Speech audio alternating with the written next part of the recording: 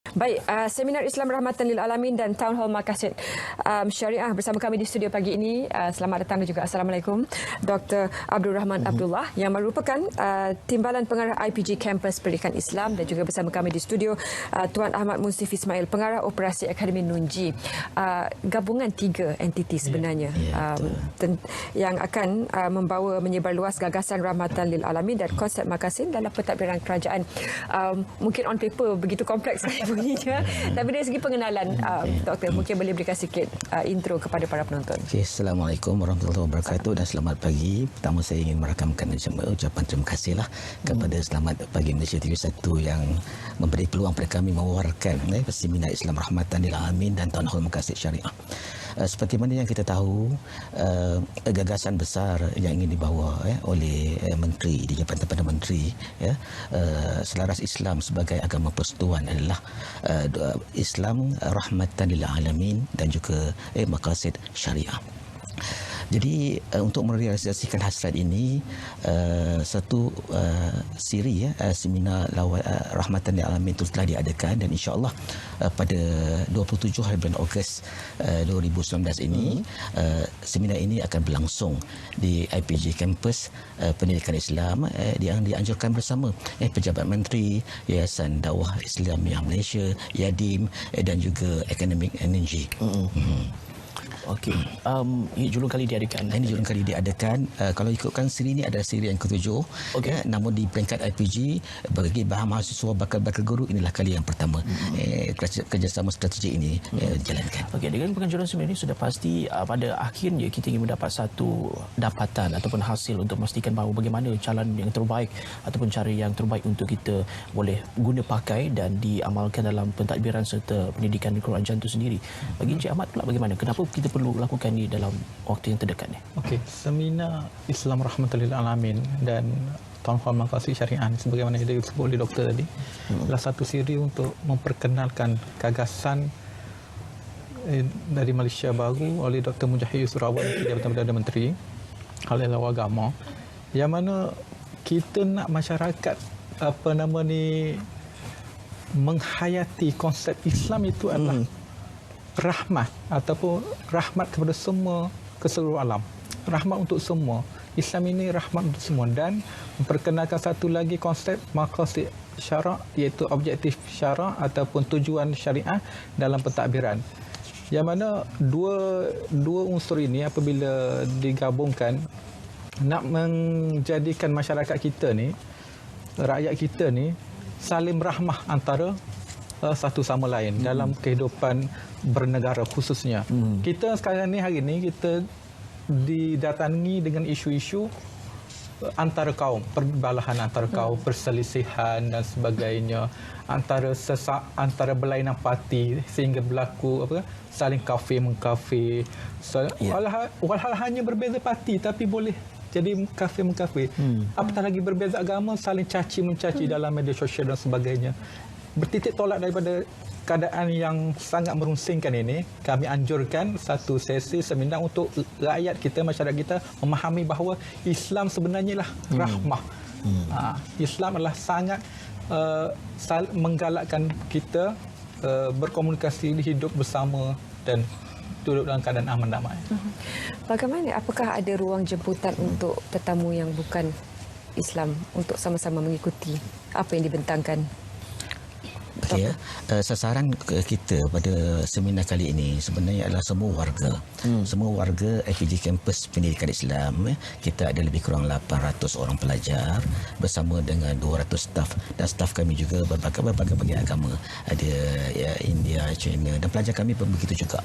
Di samping itu kami menjemput rakan-rakan.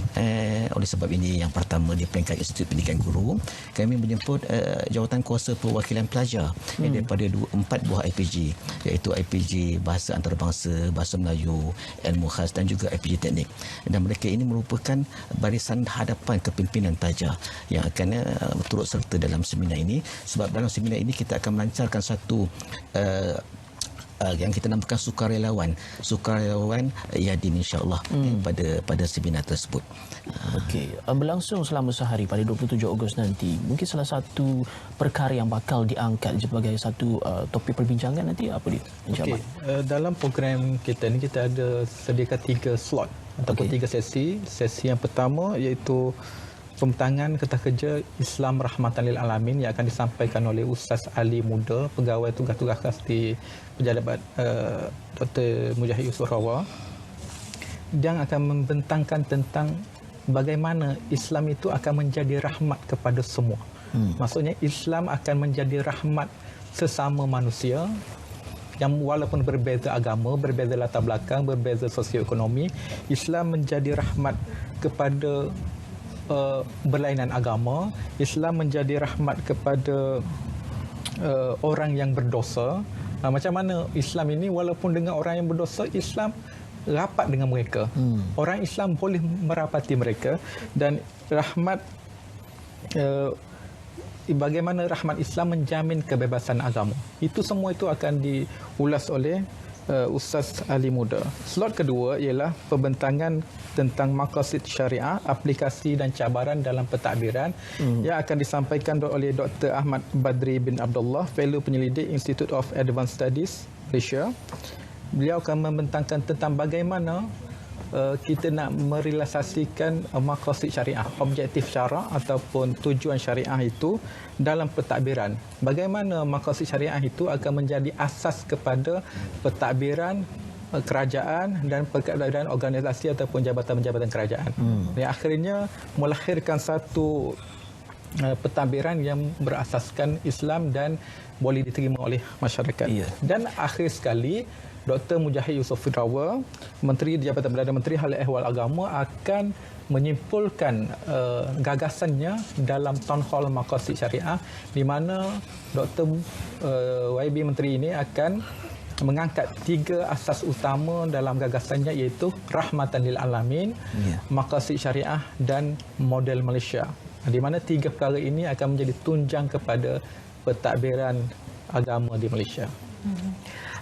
Bagaimana untuk kita berikan lebih pemahaman kepada masyarakat bukan Islam barangkali bila mana mereka kadang-kadang terasa tersisih ataupun diberikan keutamaan lebih kepada golongan. Bagaimana ini boleh membantu memperbetulkan persepsi tersebut, Doktor?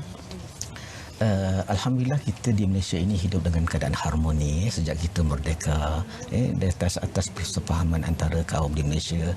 Walaupun dalam fasal yang ketiga Perlembagaan Malaysia meletakkan Islam adalah agama persekutuan, namun di situ juga tercatat bahawa agama lain boleh mengamalkan agama mereka dengan aman di Malaysia.